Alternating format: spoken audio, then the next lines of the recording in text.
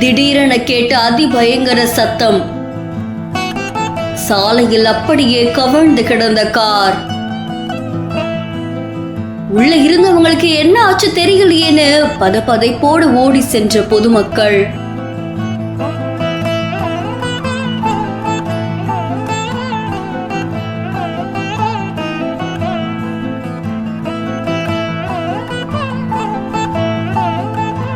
செங்கல்பட்டு மாவட்டம் மதுராந்தகம் பக்கத்துல இருக்கக்கூடிய சிலாவட்டம் அப்படின்ற இடத்துல திருச்சி டு சென்னை தேசிய நெடுஞ்சாலையில விழுப்புரத்துல இருந்து 3 பெண்கள் 2 ஆண்கள் வந்திருக்காங்க.